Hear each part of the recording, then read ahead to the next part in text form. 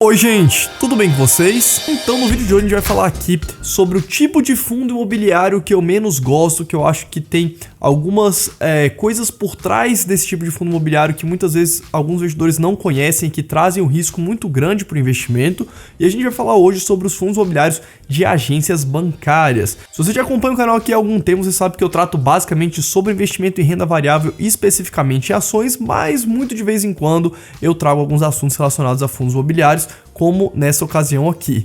Inclusive aqui no canal o vídeo que tem mais visualização é o vídeo top 5 fundos imobiliários do Holder, né? Por incrível que pareça. Mas enfim, se é a sua primeira vez aqui no canal, seja muito bem-vindo. Meu nome é Fábio, eu sou analista de valores imobiliários e se você tem interesse nesse tipo de conteúdo, clica aqui embaixo para se inscrever e no sininho para você ser notificado todas as vezes que eu postar vídeos novos. Pois bem, pessoal, quando a gente procura fazer investimentos por longo prazo na bolsa de valores, que basicamente é o que eu trato aqui no canal, a gente sempre busca ativos que sejam consistentes na geração de caixa e também possuam uma certa previsibilidade na distribuição dos resultados para os acionistas, para a gente conseguir utilizar essa renda passiva para atingir a nossa independência financeira. Talvez seja por isso que vários investidores procuram os fundos imobiliários de agências bancárias. Os fundos imobiliários de agências bancárias, eles possuem algumas características, como por exemplo uma previsibilidade grande nos contratos, porque normalmente os contratos possuem um prazo longo de duração, então normalmente o fundo imobiliário ele aluga os imóveis para os bancos durante um bom tempo,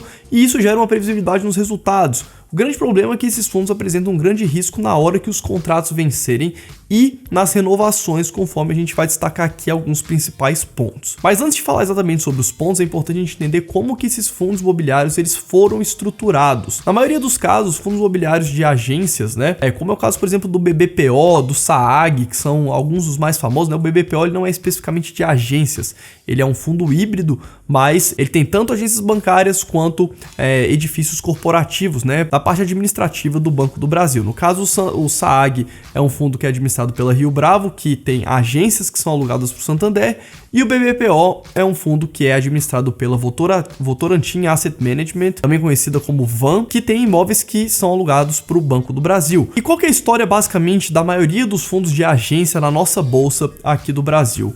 Normalmente os imóveis eles eram de propriedade dos bancos, e os bancos, como não trabalham com especulação imobiliária e sim com empréstimo para terceiros, o imóvel ele não tem muita validade para o banco, ele não tem muita utilidade, né? O dinheiro fica parado, enquanto que se o banco tiver liquidez, ele pode pegar esse dinheiro e emprestar uma taxa de juros muito maior para sua carteira de clientes. Então o que os bancos fizeram um tempo atrás, aproximadamente ali uns 5, 7 anos atrás, os bancos resolveram colocar esses imóveis dentro dos fundos imobiliários, fazerem um contrato alugando esses imóveis do fundo imobiliário e fazer a distribuição das cotas no mercado.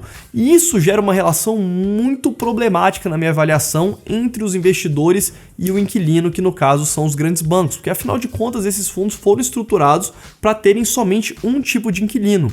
Tanto que é comum a gente expressar que a gente fala que quando você investe no SAAG ou quando você investe no BBPO, você está comprando inquilino, né? Você não está comprando os imóveis. E aí que me leva ao primeiro problema que eu destaco nesse tipo de fundo, que é a baixa diferenciação dos imóveis. O que isso quer dizer? Normalmente os imóveis que comportam agências bancárias não são imóveis que possuem muitos diferenciais em relação aos imóveis de uma determinada região. Normalmente você tem vários imóveis parecidos com aquele de agência bancária em uma determinada região próxima àquela localização daquele imóvel. Não é normalmente um prédio de lajes corporativas, não é um galpão logístico, não é um shopping center. É simplesmente um imóvel comercial, normalmente um imóvel de rua, normalmente um imóvel térreo, que não tem grandes diferenças com os imóveis vizinhos. E isso também, sem nem entrar no mérito, não vou entrar no mérito desse vídeo, na questão dos bancos eles estarem reduzindo drasticamente a quantidade de agências bancárias. A gente vê que no ano de 2017 os bancos fecharam mais de 1.500 agências bancárias aqui no Brasil.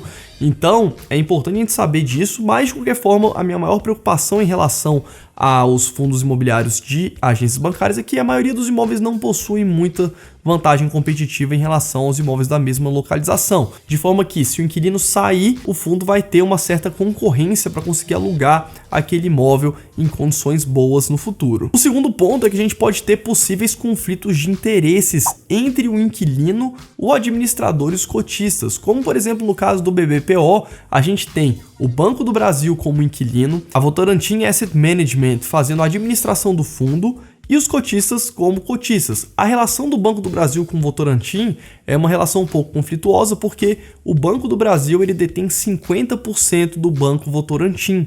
Então, querendo ou não, a gente tem um inquilino negociando com o administrador um possível distrato no futuro, uma possível renegociação dos aluguéis. E a gente sabe que apesar de todos os Chinese Walls, que a gente chama, né, que são as barreiras internas das empresas que mitigam os conflitos de interesse, a gente sabe que no final do dia é a mesma instituição negociando com ela mesma, enquanto o administrador deveria estar defendendo exclusivamente o direito dos cotistas, ou seja, defendendo um aluguel melhor, um aluguel que faça sentido em caso de alguma negociação. E exclusivamente no caso do BBPO, ele tem um contrato com o Banco do Brasil que vence em agosto de 2022. Esse contrato ele pode ser negociado por mais 10 anos. Hoje ele tem um contrato no formato atípico, ou seja, se o Banco do Brasil quiser sair antes, ele é obrigado a pagar todos os aluguéis até o final do contrato, mas se o contrato for ser renovado depois de 2022, ele deve ser renovado de forma típica, ou seja, respeitando a lei do inquilinato, não é um contrato que foge, ou seja, você paga ali a carência dos 3 meses caso você queira sair e tá tudo certo. Isso inclusive já é até estabelecido tanto em regulamento quanto no site do BBPO tem discriminando essa informação. No caso do SAAG, a gente não tem tanto problema porque a Rio Bravo não tem uma relação tão próxima com o Santander como é o caso da Votorantim com o Banco do Brasil. O terceiro fator que me incomoda muito nesse tipo de fundo imobiliário é a ampla defesa do inquilino no regulamento do fundo. A gente tem que lembrar, pessoal, que a relação do cotista do fundo com os imóveis é de propriedade. Os cotistas eles são proprietários dos imóveis e a gente tem um grande arcabouço regulatório, tanto na parte da CVM, quanto na parte da legislação, quanto na parte do regulamento do fundo. Mas os regulamentos desse tipo de fundo imobiliário costumam proteger bastante o inquilino, enquanto na verdade deveria estar protegendo os cotistas. É claro que é possível de compreensão um regulamento desse dar alguns direitos a mais para o inquilino, já que o inquilino ele é exclusivo do fundo, né? Só tem um tipo de inquilino, só tem uma empresa que é a inquilina, então faz sentido você ter uma relação um pouco mais próxima. Mesmo porque também pode não fazer sentido o fundo ele ter tantos direitos contra o banco, porque afinal de contas aquelas agências bancárias às vezes são estratégias, né? A sede administrativa do banco tá em uma localização estratégica, então também a gente tem que ter um certo tipo de direitos a mais para o inquilino, mas nem tanto, né? Porque imagina, o fundo pega e decide chutar o inquilino do dia para a noite das agências bancárias e das sedes administrativas, né? Então a gente tem que ter uma balança, mas eu acho que essa balança acaba sempre pesando muito pro lado do inquilino. Só pra gente ter uma ideia, no caso do SAAG, vocês podem verificar no regulamento ali, a partir do item 3.1.2, que fala sobre essa relação, né? Então a relação de aquisição de imóveis pelo fundo, ela tem que ser aprovada, além do administrador ter que aprovar, né? Que o administrador é funcionário do fundo, o administrador ele é contratado do fundo para administrar o fundo. Então, quando o fundo for fazer uma aquisição nova de imóvel, ele tem que receber autorização do inquilino Santander. O regulamento do fundo também define que, além do inquilino ter que aprovar a compra daquele imóvel, ou seja, além do Santander ter que aprovar a compra do imóvel pelo fundo com o dinheiro dos cotistas, né? O fundo também não pode alugar o imóvel para terceiros. Mas o Santander pode, ou seja, se o Santander quiser alugar o imóvel do fundo e realugar para um terceiro, ele também pode fazer isso, por incrível que pareça, enquanto o fundo é vedado de alugar esses imóveis para terceiros. E aí que eu pergunto, vamos supor que o Santander, na hora de renegociar os contratos, não queira mais ficar em alguns imóveis. O que acontece com o fundo? Ele vai ter que ser obrigado a vender os imóveis que o Santander não quis renovar, porque o fundo também não pode alugar para terceiros. Então, eu sinto que tem uma relação muito permissiva em relação do fundo em relação ao inquilino, e muitas vezes isso pode ser prejudicial, principalmente em um momento de renovação desses contratos mais no futuro. E o quarto fator pelo qual eu acho que esse investimento tem um risco muito grande para a gente carregar para o longo prazo, esse tipo de fundo imobiliário, é a questão dos imóveis serem gravados com ônus reais. Como a maioria desses imóveis estão dentro desse tipo de fundo imobiliário, eles eram propriedades dos bancos e os bancos possuem vários tipos de processos judiciais, penhoras, enfim, hipotecas. O banco também responde por processos, né? Então muitas vezes o imóvel ele fica travado dentro de um processo. Grande parte dos imóveis que estão dentro desses fundos imobiliários possuem gravações com ônus reais nas escrituras. O que isso quer dizer? Muitas vezes a escritura não pode ser passada para o nome do fundo imobiliário, ou seja, nem está no nome do fundo imobiliário, ou a escritura está no nome do fundo imobiliário, mas ela está de garantia em um determinado processo onde o banco é réu, no caso.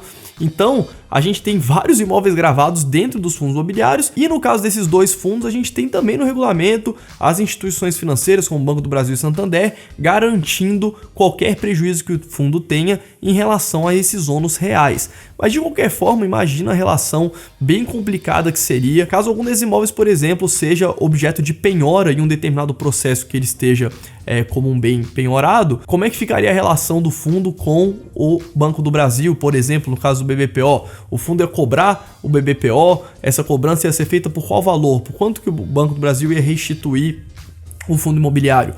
E como é que seriam essas condições? A gente tem uma certa determinação de como funcionaria nos regulamentos e no prospecto também de emissão do fundo, mas nada que seja muito preto no branco. Então a gente tem que saber que vários desses imóveis são gravados com ônus reais e a gente pode ter alguns problemas sim no futuro relacionado a esse tipo de gravamento. Só para vocês terem uma ideia, na data do prospecto de emissão do BBPO, 44 imóveis possuíam algum tipo de gravamento na escritura, sendo que o fundo possui um total de 64 imóveis. No caso do SAAG, a gente tem 14 dos imóveis com algum tipo de gravamento de ônus reais. Ou seja, não é uma pequena parcela dos imóveis que são gravados com ônus reais. A gente tem uma boa parcela dos imóveis com esse tipo de problema que dá para entender porque era característica do tipo do imóvel que estava ali dentro do balanço do banco, mas o cotista tem que saber que isso pode dar algum tipo de dor de cabeça mais para o futuro. Então, pessoal, quando a gente fala sobre buy and hold e investir em ativos de qualidade na bolsa de valor para a gente atingir a nossa independência financeira no longo prazo, a gente tem que focar no controle de risco e também na tranquilidade dos investimentos. Eu acredito que nenhum investidor de longo prazo queira lidar com esse tipo de problema com seus ativos na sua carteira